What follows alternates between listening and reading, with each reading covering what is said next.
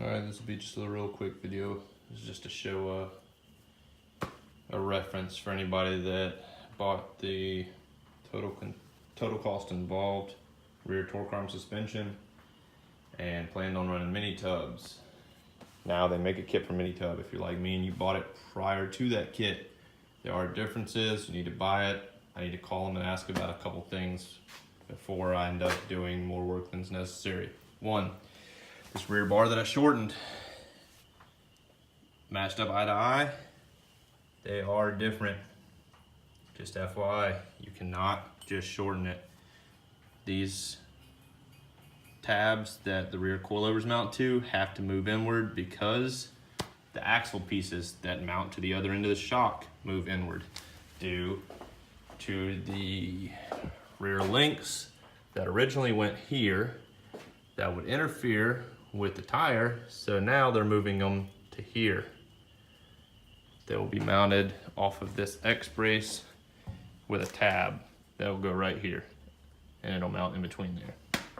Two, they added this tab onto the end, and of course they changed it to where they slip over the frame rails now. I had to do a lot of work to make mine fit. So these, they don't bolt anymore, they mount with these. They lay on like that. You'll shorten the bar, set it inside here, fit this up. You'll clock it with the coilover hanging off of the bar, parallel with this. Well, not parallel with this, because they changed this too. This is what I have to call about. Kind of a little bit annoyed because my shit is welded in really good. And this will be fun to change. I don't no clue why they changed the angle. Before it angled towards the front, now it angles towards the back. I don't know if this has to happen due to the stuff moving inward or what, but I have to call and find out why this angle changed. And then I have to find out if my coil spring from my bar needs to be parallel with this one or with this angle if I am able to leave this. They added this tab. My plan was to either cut these off or just take a piece of whatever this thickness is. Looks about like, I don't know, shy of 1/4 inch, so maybe 3/16 or something. Take a piece of that and just weld it on to the ends here. They did add 3 holes. Still never got a clear answer as to what those are for other than adjustability. They didn't say adjustability. How does it add? Does the lower hole make it more of a stiff ride or something? The higher hole? I don't know. I never got a clear answer.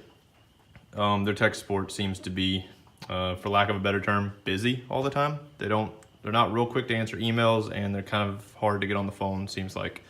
But anyways, so the bottom of my car is obviously all welded up, all seam sealed up, ready to prime. And I had to stop because this piece has to be welded in with those. So I have to obviously take epoxy off, and I'm probably gonna end up burning. I'm gonna have to take epoxy way off. I'm probably gonna end up catching some of the seam sealer on fire, burning it up. I have to weld these shut, I believe, or at least I'm probably going to, since there won't be bolts in them anymore. Because I probably won't try to weld these flanges onto the end. I did think about that, just taking these flanges and welding them to the end and bolting it up. I might do that. I'm gonna ask them about what their thoughts are of bolt in versus this, why they went to a design like this, just out of probably because it's easier to shorten and weld this up than it is to try to bolt in. But I have no clue why that changed, and that is gonna hold up work. And possibly add a lot of work for me to do. I have to figure out how I'm gonna cut this piece off because it's welded all the way around. This was split, it was welded there, so this weld is to the frame. It's welded all the way up all the sides. It's welded on the top. It's welded there. This frame rail strengthening piece that joins the new frame rail is underneath this. To this, I welded it on into this for even more strength, and then it's seam sealed up against the wheel tub. So that's my predicament. But other than that, to show you where I'm at, top of the car got stripped, all in a black epoxy. That back deck area the roof of the car, which is probably hard to see with lighting. But this rear deck area,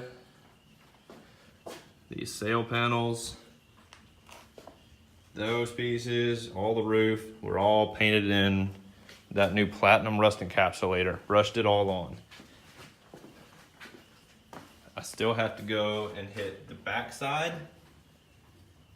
I wanted to wait until all of it cured. I've got to brush onto the back side of everything. Probably gonna try to scuff these welds or hit them with a DA or something to clean those up because they're pretty nasty.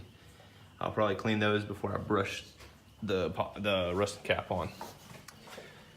But I have to get on the phone with TCI tomorrow and figure that mess out. So anyways, thanks for watching, guys. Hopefully next video I'll have an answer and this will be a little bit more settling. Till next time, guys, thanks.